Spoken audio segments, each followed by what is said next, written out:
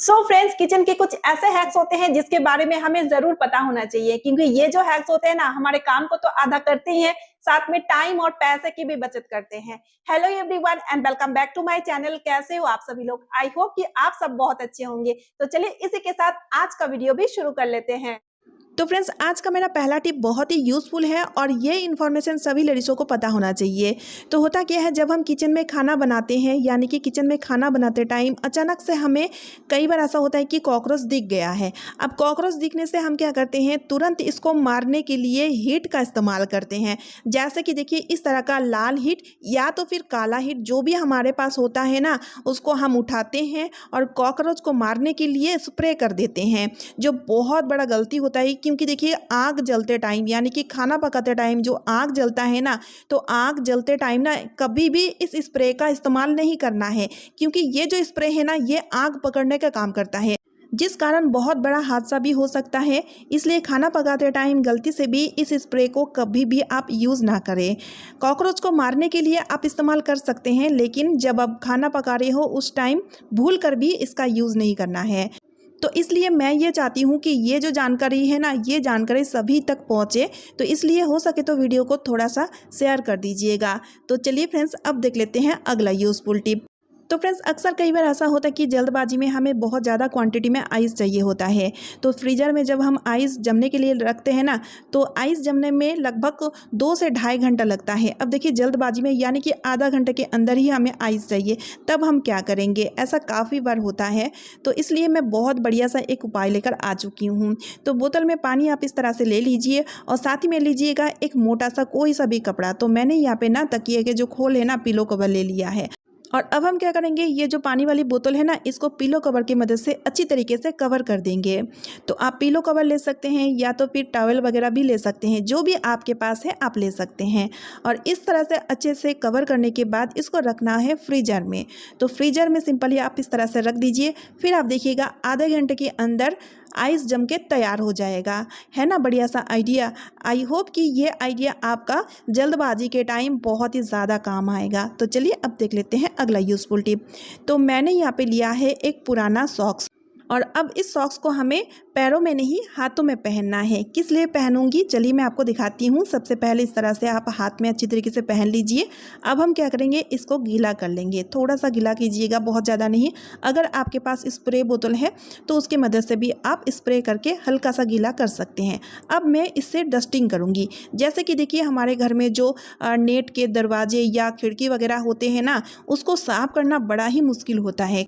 खास तौर में इसका जो बॉर्डर वाला पार्ट होता है ना, यहाँ पे बहुत ज़्यादा धूल मिट्टी जम जाती है, जिस कारण आप देखिएगा उस जगह को क्लीन करने में बहुत ज़्यादा मुश्किल हो जाती है। लेकिन अगर आप हाथों की मदद से इस तरह से क्लीन करेंगे ना, तो बहुत अच्छी तरीके से साफ़ हो जाएगा, क्योंकि हाथों से जो क्लीनिंग होता है ना, वो डस्टर में नहीं हो पाता है।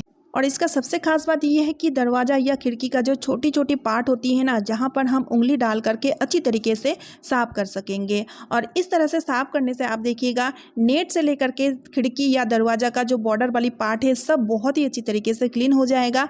और इस तरह से क्लीनिंग करने से ना ज़्यादा एफर्ट लगेगा, ना ज़्यादा टाइम लगेगा, और बिना डस्टर के आप बहुत ही बढ़िया सा क्लीनिंग कर पाओगे। इससे कि आपको डस्टर भी खरीदने की ज़रूरत नहीं पड़ेगी। ज़रूरत पड़ेगी तो सिर्फ एक पुरानी जुराब की, जो अक्सर हमारे घरों में पड़ा रहता है, या तो फिर इसको बेकार समझ के हम फेंक दिया करते हैं। बहुत ही बढ़िया सा ट्रिक है, जिससे आपको बहुत ही फ़ायदा मिलने वाला है। तो इस तरह से खिड़की और दरवाज़ा को क्लीन करने के बाद साथ ही में आपको और एक काम भी कर लेना है। जैसे कि अभी गर्मियों के मौसम में हमारे घरों में मक्खी मच्छर आ जाते हैं, क्योंकि अक्सर हम क्या करते हैं, खिड़की या दरवाजे की जो नेट है ना, शाम के टाइम उसको ओपन कर देते हैं, ताकि बाहर का जो ठंडी ठंडी हवा है ना, वो घर के अंदर आए, और उसी टाइम मक्खी मच्छर आ जाते हैं। लेकिन आपको क्या करना है, लेना है नहाने वाला साबुन, और साबुन को लेकर के इस तरह से दरवाज़ा या खिड़की का जो बॉर्डर है ना, वहाँ पर इस तरह से रगड़ देना है। वहाँ पर इस तरह से जब रगड़िएगा ना, तो देखिएगा ये साबुन का जो स्मेल है ना, मक्खी या मच्छर को बिल्कुल भी बर्दाश्त नहीं होती है, जिस कारण वो अंदर नहीं आती है। तो ये बहुत ही बढ़िया सा ट्रिक है। जाली को पहले साफ कर लीजिए और इस तरह से साबुन रगड़ के रख दीजिए। हफ्ते में एक बार कीजिएगा, तब भी आपको बहुत ही अच्छा रिजल्ट मिलने वाला है। तो चलिए अब देख लेते हैं अगला टिप। तो मैं यहाँ पर एक बहुत ही यूज़फुल सॉल्यूशन बनाऊंगी, जिसके लिए हमें चाहिए 3 से 4 चम्मच गेहूं का आटा।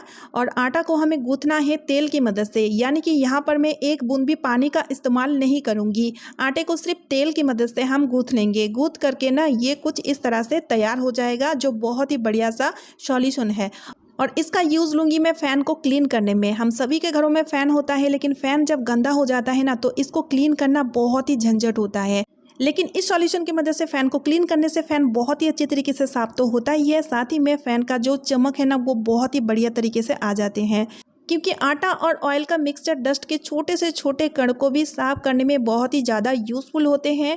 तो एक बार अगर आप इस तरह से फ़ैन का डीप क्लीनिंग कर लेंगे ना, तो 4 से 5 महीने के लिए आपका जो फ़ैन है वो गंदा होगा नहीं, साथ में आपका जो फ़ैन है बहुत ही बढ़िया तरीके से चमकेगा, जिस कारण हमेशा फ़ैन साफ़ सुथरा दिखेगा। यानी कि फ़ैन को बार बार क्लीन करने का जो झंझट है ना, वो ख़त्म हो जाएगा।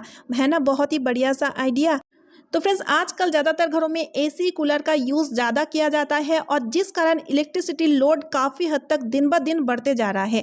इलेक्ट्रिसिटी लोड बढ़ने से क्या होगा कि वोल्टेज बहुत कम हो जाता है, यानी कि डाउन हो जाता है। अब देखिए फ्रेंड्स, ज़रूरी नहीं कि सबके घरों में कूलर या तो फिर एसी हो। तो जब हम फ़ैन चलाते हैं, ख़ास तौर में रात के टाइम, फ़ैन का स्पीड काफ़ी हद तक कम हो जाता है, यानी कि जो वोल्टेज है ना, वो फ्लैक्चुअल होता रहता है। और इस तरह से हमें गर्मी बहुत ज़्यादा लगता है, जिसलिए हम 2-3 फ़ैन ऑन कर देते हैं। 2-3 फ़ैन ऑन करने से बिजली का कंजप्शन भी बहुत ज़्यादा होता है, इसलिए बिजली का बिल भी ज़्यादा आता है। तो इसके लिए आप एक काम कर सकते हैं, मेन कनेक्शन के साथ इस तरह का स्टेबलाइजर लगा दीजिए। इससे क्या होगा, फ्लैक्चुअल नहीं होगा, जिस कारण आपका फ़ैन भी सेफ रहेगा, और साथ ही साथ आप देखिएगा वोल्टेज डाउन नहीं होगा, एक बराबर आपका फ़ैन चलेगा, जिस कारण आपको गर्मी नहीं लगेगा, और गर्मी नहीं लगने से आपको 2-3 फ़ैन चलाने की नौबत भी नहीं आएगा। तो इस तरह से आप बिजली का बिल आधा कर सकते हैं। इस गर्मियों में आपको बहुत राहत भी मिलने वाला है। तो चलिए फ्रेंड्स, आज का वीडियो मैं यही पे एंड कर रही हूँ। आई होप आप सभी को आज का वीडियो यूजफुल लगा है। वीडियो यूजफुल लगने पे वीडियो को ज्यादा से ज्यादा शेयर कर दीजिएगा, एक लाइक कर दीजिएगा। चैनल पे न्यू यानी कि पहली बार आए हैं तो चैनल को सब्सक्राइब जरूर कर लीजिएगा। तो चलिए फ्रेंड्स, मिलती हूँ नेक्स्ट वीडियो में।